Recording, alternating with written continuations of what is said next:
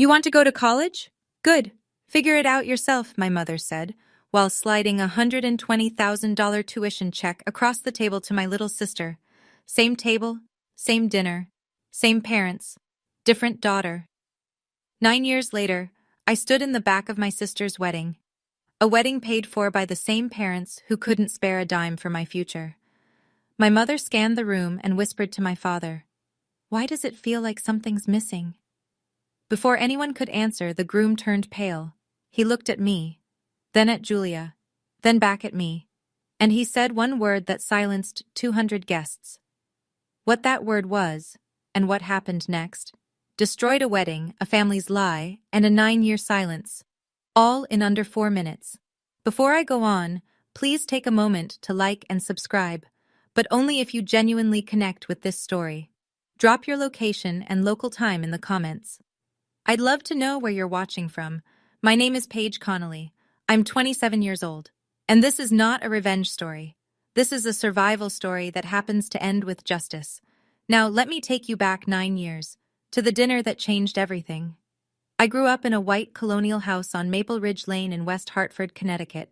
4 bedrooms, 2-car garage, a lawn my father mowed every Saturday like clockwork.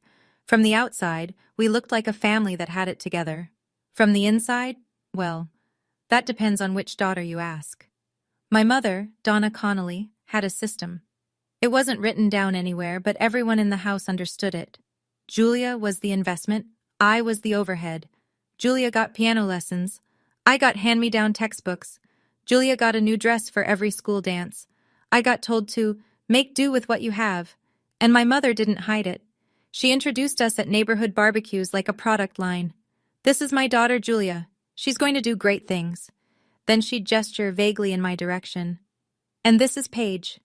No prediction, no pride, just a name. The refrigerator was the museum of Julia's life. Cheerleading photos, honor society certificates, a dried corsage from homecoming taped to the freezer handle, every inch covered. One morning, sophomore year, I stuck my honor roll certificate up with a magnet right in the center.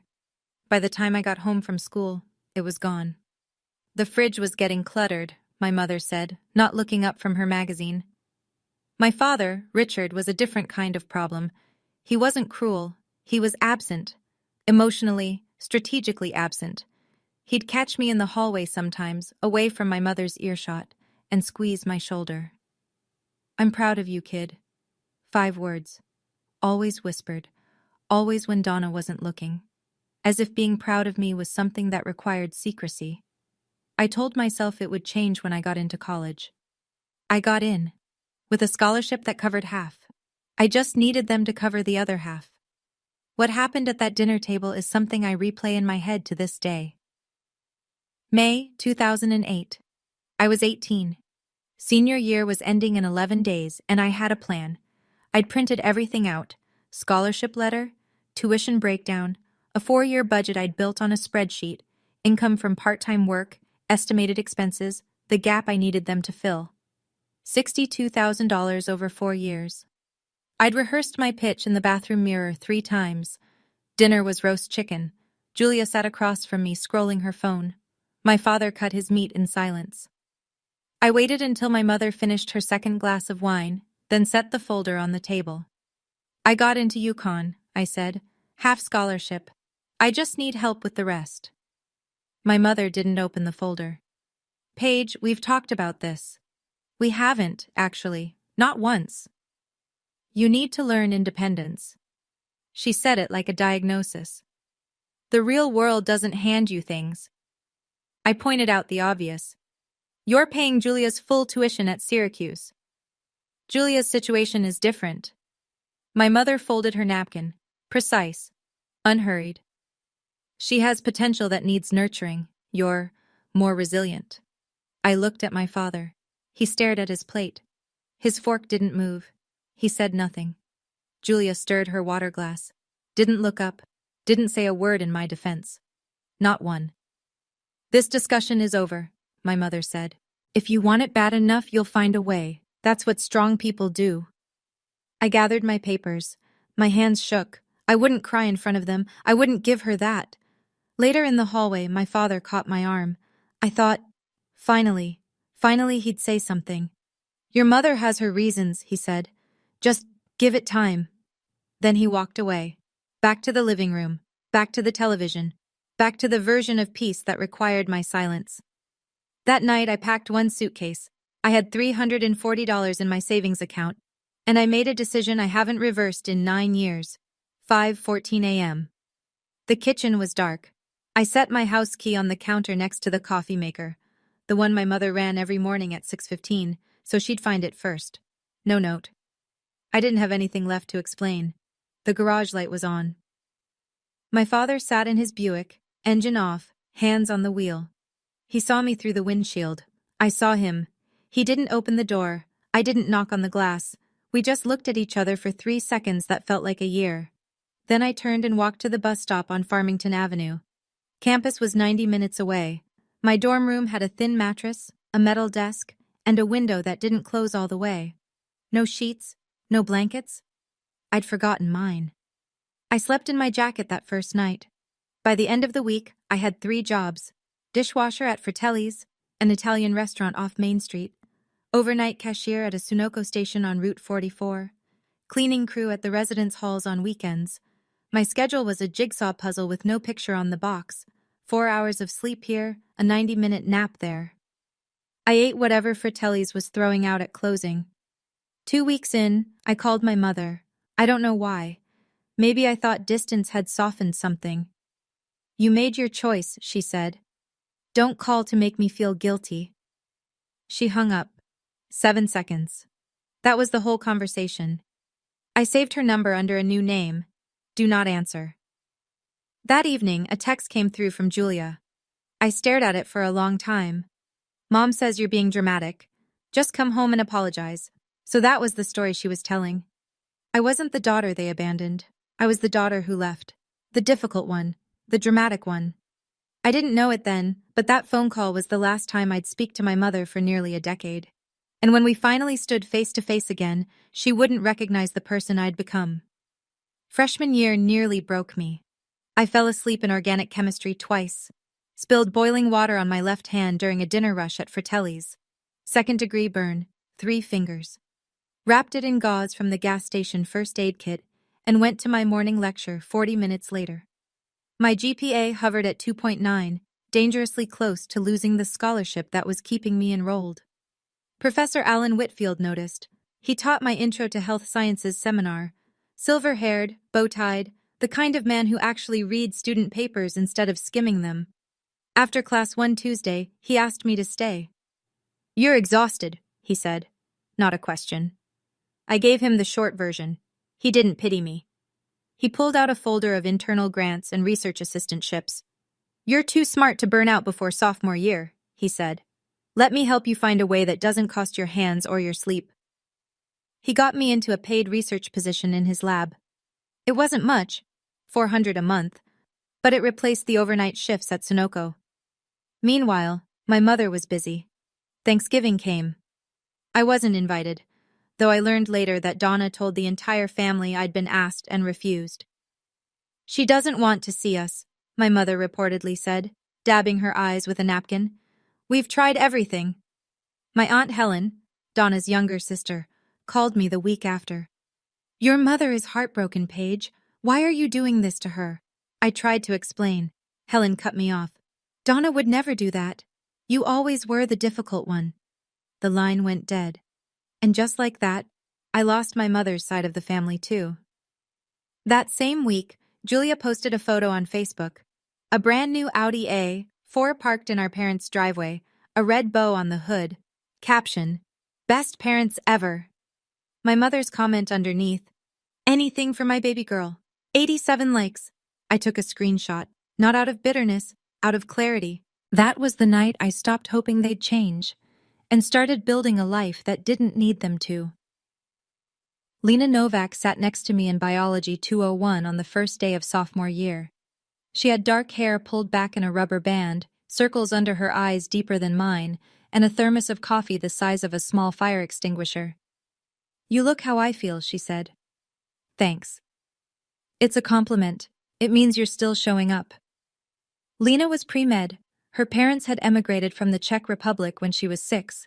They ran a dry cleaning shop in Bridgeport and couldn't afford tuition any more than mine could, the difference being hers actually wanted to help.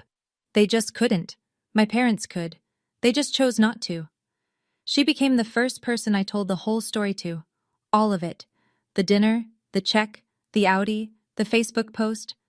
I told her on a bench outside the science building at 11 at night, both of us eating gas station sandwiches because neither of us could afford the dining hall. Lena didn't flinch. She didn't offer sympathy. She wiped mustard off her chin and said, "You don't owe them a redemption arc, Paige. You owe yourself a life." I carried those words for years.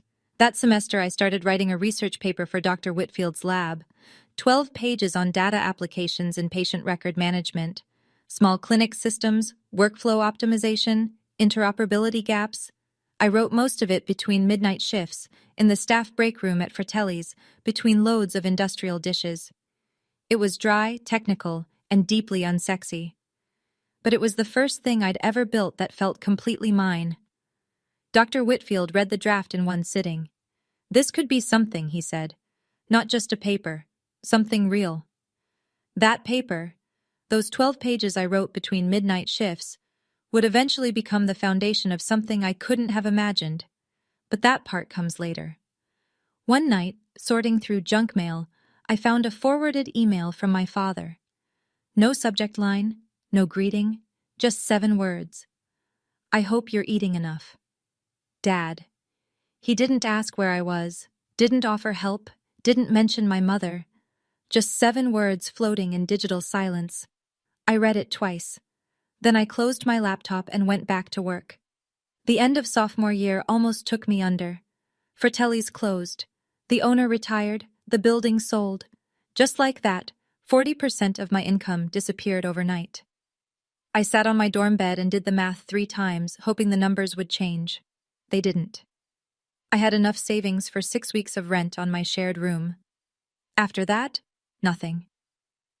I picked up my phone, scrolled to Do Not Answer. My thumb hovered over the green button for 11 seconds. I counted. I put the phone down.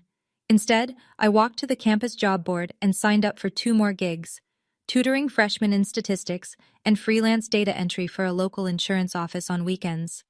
My schedule compressed to 3 hours of sleep a night. Some mornings, I couldn't remember driving to campus.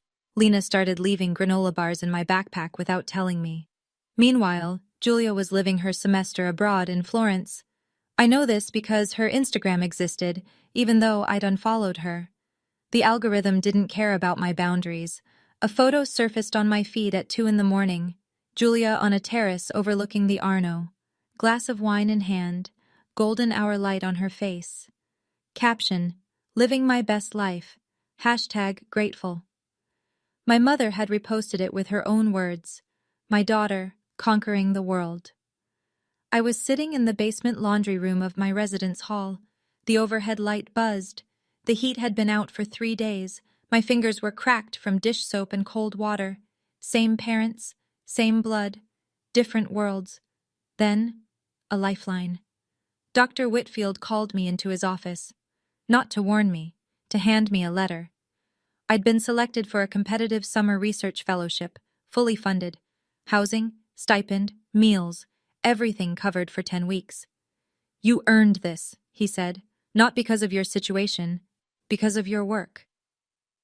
That summer program saved my academic career. But more importantly, it introduced me to a network of people in healthcare technology, people who saw what I could build, not what I came from. One of those connections would lead me to a name I wouldn't hear again for years, not until I was standing in the back of a wedding I was never supposed to attend. I graduated summa cum laude on a Sunday in May. The stadium held 4,000 people. None of them were mine. Lena stood in the bleachers with a handmade sign that said Dr. Connelly, eventually, in crooked purple letters. She screamed my name when I crossed the stage. One person, louder than a whole family would have been. We took a photo outside, just the 2 of us, caps tilted, grinning into Lena's phone. No parents in the background, no bouquet, no dinner reservation afterward. Lena drove us to a diner on Route 9, and we split a plate of cheese fries and called it a celebration. I got a job within a month. Entry-level software analyst at a small health tech firm outside Hartford. 12 employees, cramped office, terrible coffee. But I learned fast, wrote code, fixed systems nobody else wanted to touch, got promoted once, then again. By 24, I was sketching something of my own on napkins and spreadsheets. A platform to manage patient data for small clinics, the ones too small for enterprise software, but too complex for paper records. The idea that had started as 12 pages in Dr. Whitfield's lab had grown teeth. I used my savings and a small SBA loan to get it off the ground. Named it MedBridge Solutions. The first year, I had 2 clients and a folding table for a desk. I incorporated under my married name, well, almost married. I'd been engaged briefly in my mid-20s to a man named David Alcott. The relationship didn't survive the 80-hour weeks, but by the time we split, all my business filings, my professional reputation, and my conference badges read Paige Alcott. I never changed them back. It felt like mine by then. A name I'd earned in boardrooms, not inherited at a dinner table where I wasn't welcome. Then one evening, my phone rang. A Connecticut area code I hadn't seen in 6 years. "Hey," Julia said. "It's me." "I know. Mom doesn't know I'm calling." "What do you need, Julia?" "A favor, a financial one." "How much?" $8,000. I'll pay you back." "I can't ask Mom and Dad. They can't know about this." "For what?" "It's complicated." "No." "You don't even—" "No." She hung up. 30 minutes later, my phone lit up with an unknown number. I picked up before I could think. "How dare you refuse your sister?" My mother's voice, colder than I remembered. "After everything this family has done." I pressed the red button, set the phone face down on the counter, and stood there, replaying what Julia had said 30 minutes earlier. "Mom doesn't know I'm calling." So either my mother had suddenly developed telepathy, or my sister had lied to me within the first 5 seconds of our first conversation in 6 years. Some things never change. Made myself a cup of tea, and went back to work. I didn't know what the $8,000 was for, not then. But when I found out, years later in the worst possible way, it explained everything Julia had been hiding. Donna didn't take rejection quietly. She never did. Within a week, my phone started ringing. Numbers I hadn't seen in years. Cousins, family friends, people I barely remembered from childhood holiday dinners. All with the same script. "Paige, your mother is devastated." "Paige, how could you turn your back on Julia?" She'd called every one of them. Built a fresh narrative from scratch. Paige has money now. Paige refused to help her own sister. Paige has become cold and selfish since she left. Aunt Helen called. "Your mother is crying every night because of you." "Did she cry when I was working 3 jobs at 18? "That was your choice." "Exactly. And this is also my choice. Goodbye, Aunt Helen." Then came the Facebook post. Long, performative, dripping with carefully constructed sorrow. Some children forget where they come from. A mother's heart can only break so many times. She didn't name me. She didn't have to. 142 likes. Julia's comment sat right at the top. "Love you, Mom. I'm here for you. Always." A perfect duet. The devoted daughter and the wounded mother, staged for an audience that only ever heard one side. I saw the post. I didn't react. Didn't comment. I blocked both accounts, closed my laptop, and went back to debugging a client integration that was due in the morning. A few days later, Lena called me on her break from the hospital. She was halfway through her residency by then. "Hey, random question. Julia's LinkedIn says she's a senior healthcare administrator, but I looked her up on the state licensing registry last night. Nothing. No license, no record. Maybe she hasn't updated it? Or maybe there's nothing to update." I filed that away. I didn't think about it again. I was too busy building something real to chase someone else's lie. I could have fought back. Could have posted my own version, corrected the record, aired the receipts. But I had a company to build. And the best response to a false narrative isn't a counter-narrative. It's a life they can't edit. 26. 2 years after that phone call, MedBridge Solutions closed its Series A round. $4.2 million in funding, 28 employees, a real office in downtown Boston with actual desks and coffee that didn't taste like engine cleaner. I still drove a Honda Civic with a dent in the rear bumper, still lived in a one-bedroom apartment in Somerville. I didn't build this company to impress anyone, I told Lena when she asked why I hadn't upgraded. I built it because I had no safety net and no other option. That October, I was invited to speak at a healthcare technology conference in Chicago. 200 attendees, mostly hospital administrators and clinic operators. I presented MedBridge's platform, how it cut onboarding time for small practices by 60%, how it integrated with existing EHR systems without the enterprise price tag. Afterward, a man in a gray blazer introduced himself near the coffee station. Tall, confident handshake, direct eye contact. Marcus Webb. I'm CFO of Lakeview Medical Partners, a regional clinic chain. We're expanding. What you showed up there is exactly what we've been looking for. How many locations? I asked. 14, 22 by next year. That's a significant rollout. It is, which is why I want to talk numbers. Can we meet next month? We exchanged business cards. I wrote Marcus Webb, Lakeview Medical, follow-up November, in my meeting notes that night. Just a name. Just a potential deal. As I waited for my flight home at O'Hare, a notification popped on my phone. Julia Connelly has sent you a friend request on Facebook. She'd made a new account. The old one was still blocked. I stared at it for a few seconds, then tapped decline, and put my phone away. Marcus Webb.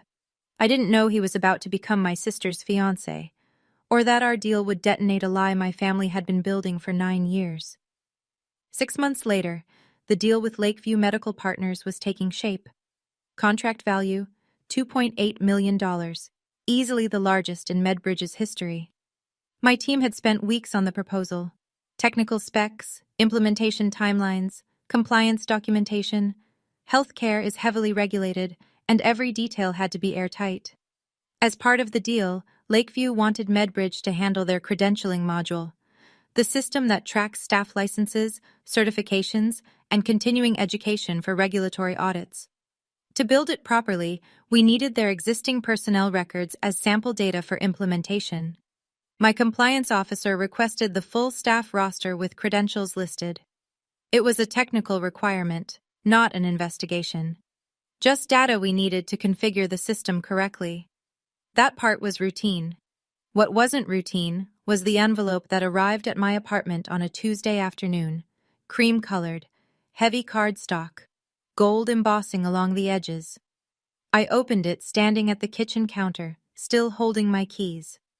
Together with their families, Julia Connelly and Marcus Webb request the honor of your presence at their wedding. Rosewood Estate, Old Saybrook, Connecticut.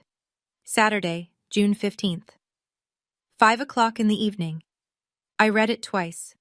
Then I set it down and walked to the window and stood there for a while. Marcus Webb. The same Marcus Webb whose contract was sitting in my inbox. My sister was marrying my biggest client. I picked up the invitation again. A folded piece of notebook paper fell out from behind the RSVP card. The handwriting was shaky, slanted, small letters pressed hard into the paper. Please come. Dad. Not Donna, not Julia. Richard. He'd slipped it in like contraband. My father didn't know what I did for a living. He'd never asked, and I'd never told him. Our only communication in 9 years had been a 7-word email he never followed up on. He didn't send the invitation because he knew about Marcus or MedBridge. He sent it because, for all his failures, he still wanted both his daughters in the same room. I called Lena that night. My sister is marrying my biggest client. Silence. Does he know who you are? She asked. He knows me as the CEO of MedBridge, not as Julia's sister. Does Julia know? I don't think so. She has no idea what I do. So what are you going to do? I looked at the notebook paper. My father's handwriting. Shaky, small. The letters of a man who didn't have the courage to call, but couldn't stop himself from reaching. I'm going to go. I should have thrown the invitation away. Every rational part of me said, don't go. But my father's handwriting, on torn notebook paper, tucked behind an RSVP card like he was afraid someone would see, broke something in me I thought I'd sealed shut. I spent 2 weeks going back and forth. Lena said, if you go, go for yourself, not for them. She was right. She usually was. I decided to attend for 3 reasons. Closure, my father's note, and the fact that I needed one more face-to-face with Marcus before we finalized the contract. A wedding wasn't ideal. But nothing about this situation was ideal. I RSVP'd for two, myself and Lena, who insisted on coming. "You're not walking into that house alone," she said. "I didn't survive 4 years of med school to let you face Donna Connelly without backup." Meanwhile, the due diligence process churned along on schedule. My implementation team began running the credentialing data through our verification engine. It's a core feature of the platform, cross-referencing submitted credentials against state licensing databases and university registries. It's what the software does. It's literally the product we were selling them. The kind of paperwork that sits in someone's inbox for a week before anyone notices. The spreadsheet came back with 14 names. I scrolled through it at my desk, coffee in hand, not expecting anything unusual. Line 9, Julia Connelly, Healthcare Administrator, MS in Health Informatics, State University of New York. My stomach dropped. Not surprise exactly. Something closer to confirmation. I thought of what Lena had told me a couple of years back. Her name wasn't on the state registry. I could have flagged it. Could have said something to Marcus right then. But this was a compliance process, not a personal investigation. The protocol was clear. Verify every name on the list. No exceptions, no shortcuts, no favoritism, in either direction. I emailed my legal team. Fast-track the credential verification, the full list, standard procedure. I didn't single Julia out. I didn't have to. The process would find whatever there was to find. 3 days later, a preliminary note came back from our compliance officer. 3 names flagged for extended verification. Institutional responses may take 2 to 4 weeks. The wedding was in 18 days.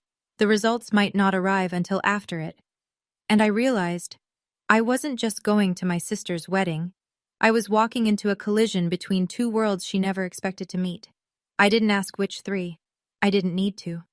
The wedding was in 18 days. The verification results would arrive in 14. And I realized I wasn't just going to my sister's wedding. I was walking into a collision between 2 worlds she never expected to meet. Rosewood Estate sat on 12 acres of rolling vineyard just north of the Connecticut shoreline. String lights hung in loops between old oak trees. White linen draped every surface. A string quartet played something soft and tasteful near the garden entrance. 200 chairs faced a flower-covered arch. It looked like a magazine spread. It looked like money. My parents' money. Lena and I arrived at 4:40. I wore a simple navy dress, hair down, no jewelry worth noticing. Lena wore black. "Moral support and funeral energy," she whispered. "Both apply." We'd barely made it past the welcome table when a voice cut through the ambient music. "I didn't expect to see you here." Aunt Helen. Champagne in hand. Same pinched expression she'd worn the last time she told me I was the difficult one. "I was invited," I said. "By whom?" "Does it matter? I'm here." She opened her mouth, closed it, then retreated toward a cluster of cousins near the bar. I watched her whisper something to 2 women I vaguely recognized. Both turned to look at me. Then my mother appeared. Donna Connelly moved through the crowd like a hostess at a gala. Champagne-colored dress, hair blown out, smile set to maximum wattage. She touched shoulders, kissed cheeks, laughed at things that weren't funny. When she saw me, the smile didn't drop. It froze. She crossed the lawn in 6 seconds and pulled me behind a trellis of white roses. "What are you doing here?" "Attending my sister's wedding." "You haven't been part of this family for 9 years. Whose choice was that?" Her jaw tightened. "Don't make a scene, not today." "I have no intention of making a scene, Mom." She studied me for 3 long seconds, reading me, calculating. Then she turned back to her guests, voice bright and warm as sunlight. "Paige decided to surprise us. How wonderful." She didn't touch me, didn't hug me, just folded me into her performance like a loose thread she needed to tuck away before anyone noticed. Then I felt a hand on my shoulder. I turned. My father stood behind me. His suit was a little too big. His eyes were red. He didn't say a word. He just pulled me into his arms and held on. 9 years. The first real embrace in 9 years. I went rigid for a moment. My body didn't remember how to receive this. Then I exhaled and patted his back. "Hi, Dad." He nodded into my shoulder, squeezed tighter. I felt Donna's eyes on my back the entire time my father held me. She wasn't angry that I came, she was afraid. I just didn't understand why. Not yet. Julia found me 10 minutes later. She came through the crowd in a cloud of white tulle and hairspray, her face cycling through emotions faster than she could settle on one. Shock, then calculation, then performance. She landed on performance. Paige! Oh my God, you came! She threw her arms around me in front of a dozen watching guests, her voice pitched high enough to carry. I've missed you so much! Her perfume was expensive. Her hug was hollow. She squeezed me like a prop, tight enough for the photos, loose enough to mean nothing. You look great, she said, stepping back, scanning me head to toe. Not warmth, assessment. Congratulations, Julia. Thank you. I can't believe you're here. Mom didn't tell me. She didn't know. A flicker of something crossed Julia's face. She recovered fast. My mother materialized at my elbow. Let's get you seated, Paige. Her hand closed around my arm, not gently, and steered me toward the back of the reception area. The table was tucked behind a pillar, near the catering entrance. Place cards for names I didn't recognize. People from Julia's office, plus ones without partners. The farthest seat from the head table. The farthest seat from the microphone. We didn't expect you, Donna said. So this was the only spot left. Lena sat down next to me and said nothing. She didn't need to. Her expression said everything. From the head table, my mother's voice carried across the reception as she introduced Julia to well-wishers. My daughter, the healthcare executive, she's done so well. We're so proud. My daughter, singular. A cousin leaned over to Donna. And Paige, what does she do these days? Oh, she's... A pause, a tilt of the head. Finding herself. You know how it is. Light laughter rippled across the table. A few people glanced in my direction. Lena's hand found mine under the tablecloth. Breathe. I am breathing. I've been breathing through worse than this for 9 years. At the bar, Marcus stood with a group of groomsmen, gesturing animatedly. I heard him say, loud enough to carry, wait till you meet our strategic tech partner later. She's flying in just for this. Major deal. He was talking about me. He just didn't know it yet. The speeches began after the main course. Marcus's best man went first, charming, forgettable. Then Julia's maid of honor, a sorority sister who cried on cue, polite applause, glasses raised, the rhythm of a wedding doing what weddings do. Then my mother stood up. Donna Connelly took the microphone like she'd been born holding one. She smiled at the crowd, dabbed her eyes before she'd even said a word. The performance was immaculate. I want to talk about raising a daughter, she began. My fingers tightened around my water glass. She talked about sacrifice, about late nights and early mornings, about pouring everything into Julia's future. She talked about Julia's incredible academic career, her dedication, her independence. I raised my daughter to be independent, Donna said, to chase her dreams, to never settle. Today she's marrying a man worthy of everything she's built. Independent. The word hit me like a slap, the same word she'd used to deny me everything. She continued, Julia is proof that when a family invests in their children, beautiful things happen. 200 people applauded. I didn't move. Lena's hand pressed harder against mine. Then Donna's gaze drifted across the room and landed on me. A pause, practiced, deliberate. And of course, we love all our children. She said it the way you'd add a footnote, an afterthought stapled to the bottom of a finished page. A few heads turned toward me. I kept my face still. Donna wrapped up with a grand sweep. Why does it feel like something's missing today? Oh, I think it's because our family is finally complete again. Applause. My mother returned to her seat, glowing. My father appeared at my table moments later. His hand found my shoulder. She didn't mean it like that. She meant exactly that, Dad. She always does. He opened his mouth. Nothing came.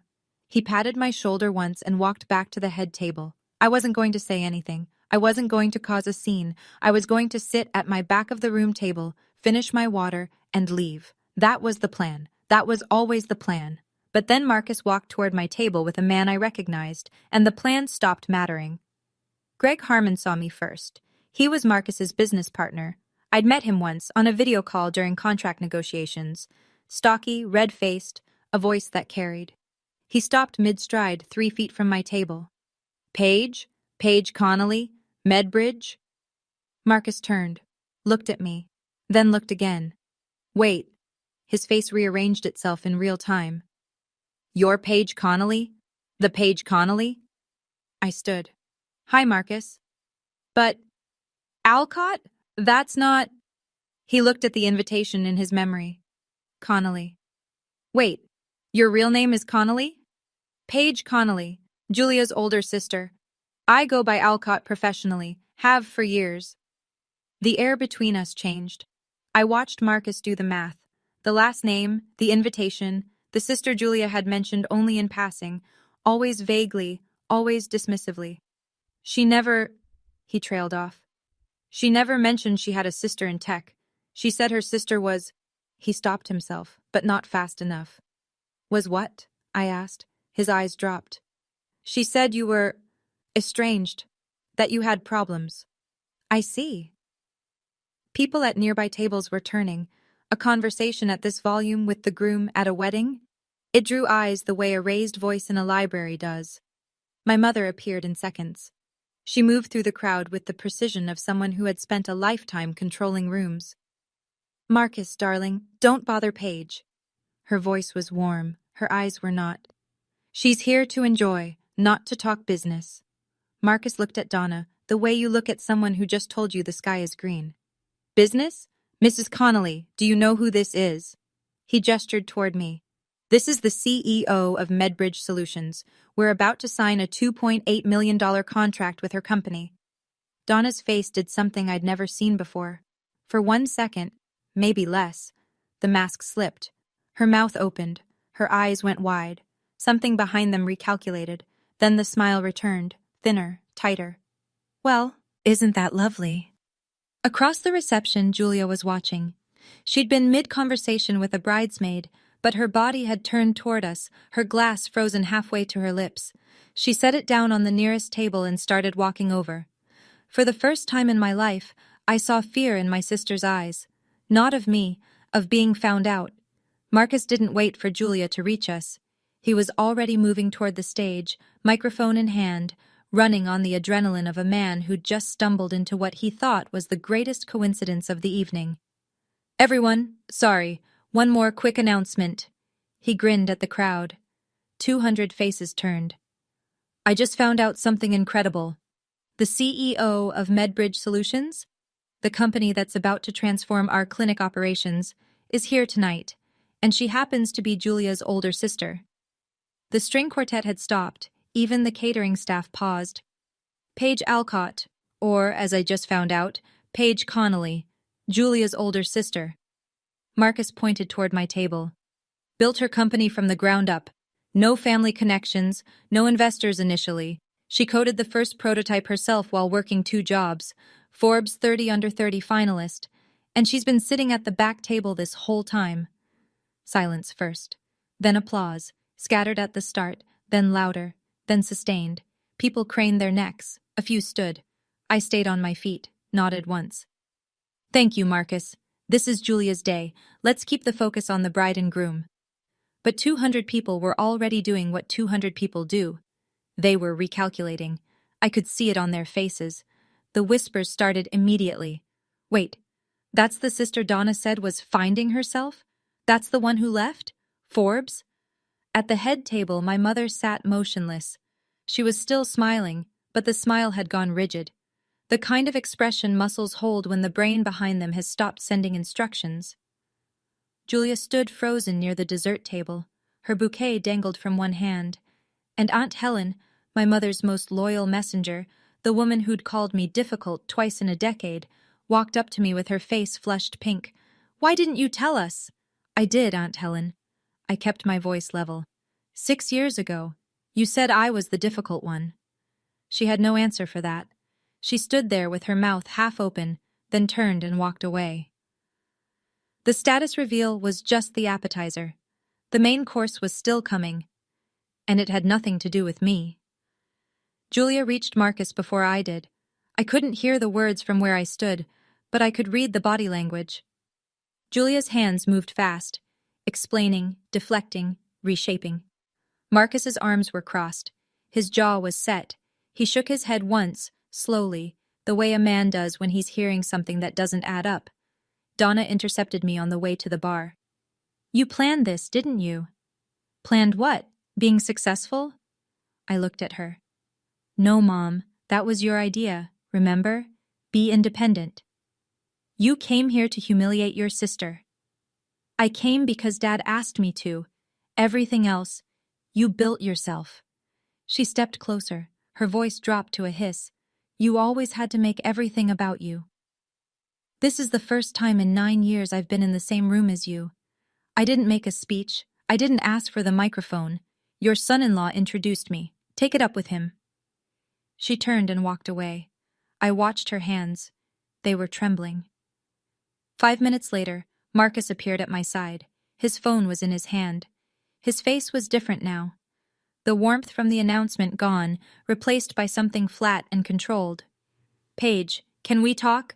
Not here. We stepped onto the balcony overlooking the vineyard. The sun was setting. The light was beautiful. It felt obscene given what was coming. My team sent me the due diligence report this morning, he said. I hadn't read it until just now. He held up his phone.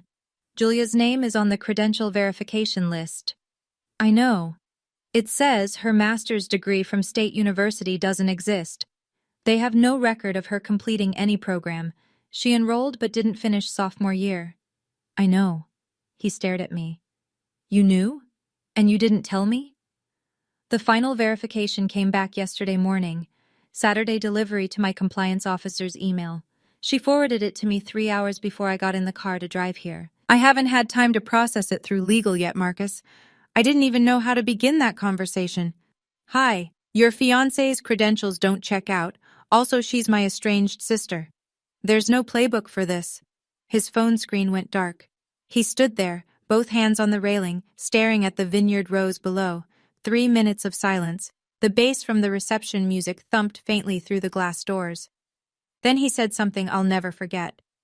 I'm going to ask her once, Marcus said, still gripping the railing. In front of everyone, because if she lies to my face one more time, in front of my family, my partners, then I'll know exactly who I almost married.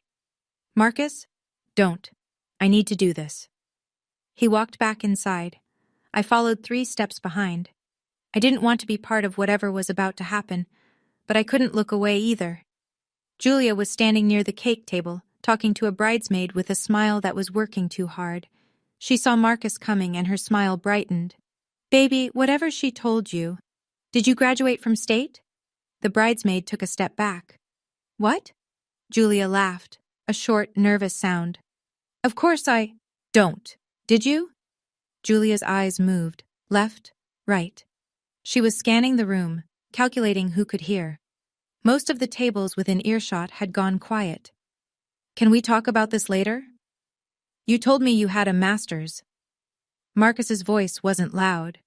It was rigid, the kind of quiet that makes people lean in. You told your parents you graduated. You told my clinic you were certified. Donna materialized at Julia's side. Her hand found Julia's arm. Marcus, lower your voice. Did you know? He turned to Donna.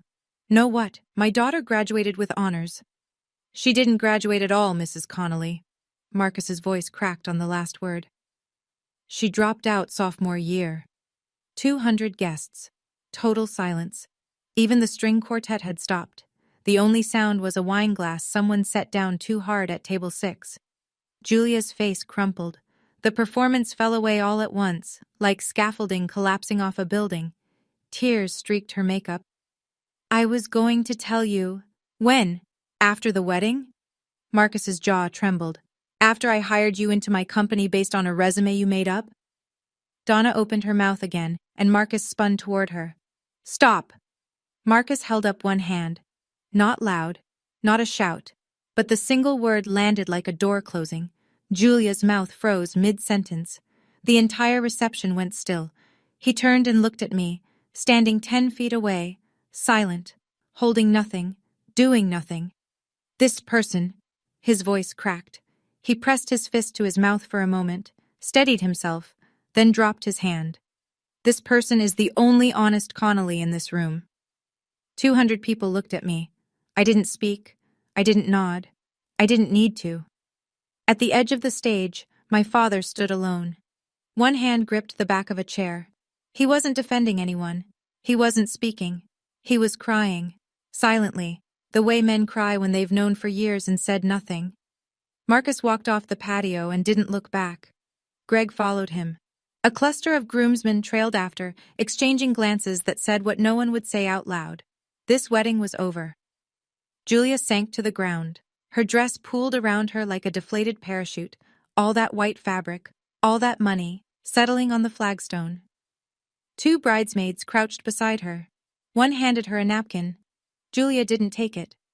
The reception hummed with the low, electric murmur of 200 people processing something they'd never forget. Chairs scraped, phones came out. Someone at a back table was already texting. My mother turned to me. Her composure was gone, not cracked, shattered. Her voice came out raw. Are you happy now? You destroyed your sister's life. I didn't raise my voice. I didn't step closer. I spoke clearly enough for the tables nearby to hear. Not because I wanted an audience, but because I was done having conversations in corners. No, Mom. Julia's lies destroyed Julia's life. My company's standard compliance process found the truth. That's not revenge. That's accountability. You could have buried it, her voice shook. You could have said nothing. And committed fraud? Risked my company, my employees, my clients for a lie? I shook my head. No, I won't sacrifice my integrity for this family's image. Not anymore. Something shifted in the crowd. I could feel it, the weight of perception tilting. A few relatives at nearby tables exchanged looks. Aunt Helen pressed her hand to her mouth. An older man I didn't recognize, someone from Marcus's side, nodded at me once. Just once. But it meant everything. Donna looked around. For the first time, the room wasn't with her. She turned and walked toward the parking lot without another word. A hand touched my arm. I turned. Megan, Julia's maid of honor, stood there, eyes red. I should have said something years ago, she said. I knew about the degree. She begged me to keep quiet. I'm sorry. So the lie had roots, deeper and wider than I'd imagined. I picked up my clutch from the table. It was time to go. I was halfway across the gravel parking lot when I heard his footsteps, uneven, hurried, dress shoes on loose stone. Paige, wait. I stopped but didn't turn around. The evening air was warm and still. Crickets had started up in the vineyard rows. I have nothing left to say, Dad. Then let me say something. His voice was winded. For once. I turned. My father stood under a string of lights that ended at the edge of the lot. His tie was loose. His eyes were swollen. He looked 10 years older than the man I'd left in the garage that morning 9 years ago. I knew it was wrong, he said. Every single day, Paige. I knew what your mother was doing was wrong, and I said nothing. Why? He pressed his lips together, looked at the ground, looked back at me. Because I was a coward. Because it was easier to lose you quietly than to fight her loudly. His voice cracked. And that makes me worse than her. Because she at least believed she was right. I knew she was wrong, and I still chose peace. The word hung between us. Peace, the same word he'd been hiding behind my whole life. That wasn't peace, Dad. That was abandonment. I know. Silence. A car started somewhere in the lot. The muffled bass of the reception music still pulsed from inside. Somewhere behind us, Julia was still sitting on the ground in her wedding dress. Somewhere my mother was finding her car keys. And here, under a string of lights on a gravel lot, my father was doing the only honest thing he'd done in a decade. I don't hate you, I said, but I can't forgive you tonight. Maybe not for a long time. That's fair. I need to go. He nodded. Drive safe. 2 words. Simple, small. But they weren't an excuse this time. They weren't a deflection. For the first time in 9 years, my father said something to me that wasn't designed to end a conversation. It was an admission that he had no right to extend one. Lena was waiting by the car. She didn't ask what he said. She just started the engine. I didn't cry until we hit the highway. The fallout came in waves. The first wave was digital. Within 48 hours, my phone wouldn't stop buzzing. But for the first time in nearly a decade, The calls weren't accusations. They were apologies. Aunt Helen called on Monday morning. Her voice was different, lower, stripped of the righteous certainty I'd grown up hearing. Paige, I owe you an apology. I believed everything your mother told me. For 9 years. Every word. I was wrong. I thanked her. I didn't say it was okay, because it wasn't. My great-aunt Margaret, my grandmother's sister, the oldest living member of the family, sent me an email that night. 3 lines. Your grandmother would have been so proud of you. I'm sorry we weren't there. Please don't give up on all of us. The second wave was professional. Marcus's colleagues at Lakeview began verifying Julia's employment history. What they found matched what I already suspected. Julia had never held the title of healthcare administrator. She was a receptionist. A good one by most accounts. Personable, organized, well-liked. But the title on her LinkedIn, the credentials on her resume, the degree on the wall of her home office, none of it was real. Marcus emailed me Tuesday evening. Professional, controlled. The contract with Medbridge remains on track. Julia's situation is personal, and I won't let it affect our professional relationship. But I need some time before our next meeting. I hope you understand. I understood. The third wave was social media. Donna posted once, a long, tearful paragraph. My family is being torn apart by jealousy and lies. Pray for us. It was the same playbook she'd run for years, but this time the comment section didn't cooperate. What about Paige? What really happened at the wedding? Is it true about Julia's degree? She deleted the post within 4 hours. Then, on Wednesday night, a text from Julia. No preamble, no performance. I'm sorry, for all of it. I don't expect you to believe me. I read it 3 times. I didn't respond, not because I didn't believe her, because I didn't know what to say yet. Some messages need to sit before you know what they deserve. 2 weeks later, the consequences had stopped being whispers and started becoming facts. Julia was terminated from Lakeview Medical Partners. The HR department's review confirmed what Marcus already knew. She'd misrepresented her credentials on her employment application, a fabricated degree, a professional title she never held. Under Connecticut's at-will employment laws, that alone was sufficient cause, but it was worse than a simple firing. Because Julia had listed those fake credentials on paperwork submitted during a federal compliance audit the previous year, the clinic's legal team flagged it as a potential liability. She wasn't criminally charged, there was no patient harm, no billing fraud, but the termination was documented as credential misrepresentation. And in healthcare, that's the kind of note that follows you from one job application to the next. Marcus called off the wedding quietly. No dramatic announcement, no public statement. He simply informed family and friends that the engagement was over. The Rosewood estate refunded what it could. The registry gifts were returned. The honeymoon to Portugal was cancelled. I heard this secondhand through Lena, who heard it from a mutual connection at the hospital. Donna's social circle, the one she'd spent 30 years cultivating, began to contract. Old friends stopped calling. Neighbors who used to drop by with casseroles kept their distance. Great-Aunt Margaret told me that at a family gathering the following month, Donna sat in the corner and spoke to almost no one. She looked like a woman who'd run out of script, Margaret said. The Medbridge contract with Lakeview went through on schedule. $2.8 million. My team handled the implementation over the next 6 months. Marcus and I kept things professional, cordial, efficient, separate from everything personal. He sent me flowers on Medbridge's 5th anniversary. The card read, "From one self-made person to another." Then, on a rainy Thursday, a package arrived at my apartment. Small, no return address, Connecticut postmark. Inside was a piece of paper I hadn't seen in 12 years. My honor roll certificate, the one my mother had pulled off the refrigerator when I was 15, the one that had vanished by morning. It was slightly bent at the corners, yellowed along the edges. A post-it note was stuck to the back in my father's shaky handwriting. It was never cluttered. It was always yours. He'd kept it, 12 years, in a desk drawer, hidden from my mother. The way he'd hidden every honest impulse he'd ever had. It wasn't enough. A piece of paper couldn't undo a decade. But I held it for a long time before I put it down. I didn't call anyone for a week. I needed the silence.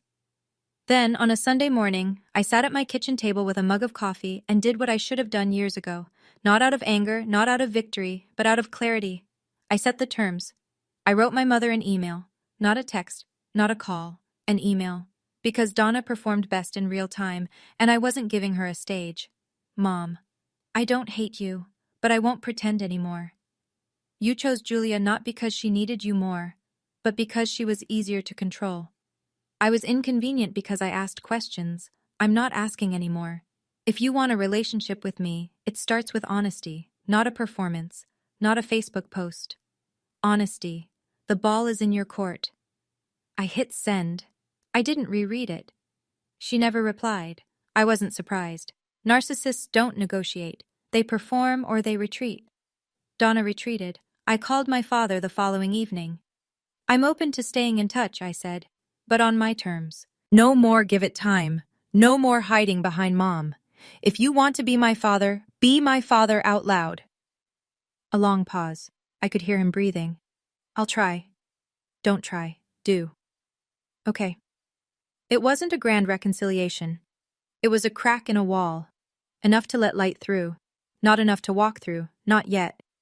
As for Julia, I didn't reach out. Not because I hated her. Because I wasn't ready. Forgiveness isn't a door you slam shut. It's a door you open when you're strong enough to stand in the frame without flinching. I wasn't there yet. Maybe someday. But not on anyone else's timeline. That Friday night, Lena came over with Thai food and a bottle of wine. We sat on my living room floor, containers spread between us, and she raised her glass. To the family you chose. I smiled. For the first time in this whole story, a real one. To the family I chose. There's a question people ask me, not often. But when they hear pieces of my story, at a conference or over dinner, or in one of those late-night conversations that go deeper than you planned, they ask, do you feel vindicated? I'm sitting in my office right now. It's early, 6:30, before anyone else gets in. The Boston skyline is turning orange through the window. 28 desks out there, 28 people who'll walk in within the hour, each of them building something that matters. This company started as 12 pages in a professor's lab and a girl who couldn't afford her own dorm sheets. And no, I don't feel vindicated. Vindication implies I needed them to be wrong for me to be right. I didn't. I just needed to be free. For years, I measured myself by a scale my mother built, a scale designed so that I would always come up short and Julia would always shine. It took me a long time to realize the scale itself was broken. Not me. I started therapy 3 years ago. Twice a month, Wednesday evenings, with a woman named Dr. Russo, who has a way of asking questions that make you sit in silence for a full minute before you can answer. I used to think therapy was a sign of weakness, something you needed only if you couldn't handle your own problems. Turns out, it's the opposite. It's the hardest thing I've ever done. Harder than building MedBridge, harder than sleeping 3 hours a night, harder than walking into that wedding. My mother's voice still plays in my head sometimes. Resilience is a gift, Paige. She said it to justify leaving me with nothing. She meant it as a weapon. But she was right about one thing. Resilience is a gift. She just didn't give it to me. I forged it myself, in late-night kitchens and early-morning classrooms and a dorm room with a broken window, and nobody, not her, not anyone, gets to take credit for that. Here's where everyone is now. My mother still lives in the house on Maple Ridge Lane. She posts on Facebook less frequently, once or twice a month, where it used to be daily. The posts are shorter, no more long paragraphs about sacrifice and motherhood, mostly photos of her garden. Aunt Helen told me Donna joined a book club but quit after 2 meetings because the women asked too many personal questions. She hasn't reached out to me. I don't expect her to. Some people would rather lose a daughter than admit they were wrong. I've made peace with that, not because it doesn't hurt, but because waiting for her to change was hurting more. My father calls me every Sunday, 5:30 in the evening like clockwork. The calls last 5 to 10 minutes. He tells me about the weather, about the neighbor's dog, about a documentary he watched. He never mentions my mother. I never ask. It's not enough, but it's something. And after 9 years of nothing, something feels like a lot. He's trying. I see that. I'm not sure trying is enough, but he's doing it out loud, and that's the part that matters. Julia enrolled at a community college in New Haven, a real program this time, with real transcripts and real coursework. She and Marcus are no longer together. She sent me a handwritten letter, 4 pages front and back, about 3 months after the wedding. I read it at my kitchen table. It was honest in a way Julia had never been honest with me before. She didn't blame my mother. She didn't blame me. She wrote, "I spent so long being who they wanted me to be that I forgot to become anyone real." I haven't written back yet. Some letters need time to sit before you know what to say in return. But I haven't thrown it away either. It's in my desk drawer, right next to the honor roll certificate. Marcus and I closed the Lakeview contract successfully. We keep things professional, clean, respectful, boundaried. He's a good man who got caught in someone else's wreckage. I respect how he handled it. And me, MedBridge is growing. We're hiring. The platform is live in over 30 clinics across New England, Lakeview, plus a dozen other partners. But that's not the update that matters. The update that matters is this: I sleep through the night now. I don't flinch when a Connecticut area code lights up my phone. I have people around me who chose me, not because we share blood, but because we share respect. That's enough. That's more than enough. If you're watching this and you recognize your family and mine, I see you. I was you. You don't have to blow up a wedding to find your freedom. Sometimes it's quieter than that. Sometimes it's blocking a number at 2 in the morning. Sometimes it's walking into a therapist's office for the first time and saying the sentence you've been holding for years. Sometimes it's just the word no. Said once, said clearly, and not taken back. My parents taught me one thing, even though they didn't mean to. They taught me I could survive without them. And once you know that, really know it, in your bones, in your worst moments, in the silence of an empty dorm room at 18, nobody has power over you anymore. I don't tell this story for pity. I have a company, a best friend who held my hand under a tablecloth at the worst dinner party in Connecticut history, and a life I built with my own 2 burned, cracked, dishwater-wrinkled hands. I don't need pity. I tell this story because for 9 years, my mother controlled the narrative. Paige left because she was difficult. Paige refused our help. Paige is the problem. 200 people believed her. My aunt believed her. My cousins believed her. And there were nights, long, cold, 3 a.m. nights, when I almost believed her too. Today, I'm taking my story back. If you're the scapegoat in your family, Kai, the one who's too much or not enough, if you're the name that gets whispered at Thanksgiving, the child whose certificate got pulled off the refrigerator, hear me when I say this. Their rejection is not your reflection. I'm Paige Connelly. I'm 27. I run a company I built from nothing. I have a family that chose me, and I sleep well at night. That's enough. If Paige's story reminded you of your own, I'd love to hear from you in the comments. Were you the golden child, or the one who got left behind? And if this resonated with someone you know, share it with them. Sometimes the story you needed to hear is the one someone else needed to send you. Check the description for more stories like this one. Thank you for listening. Take care of yourself.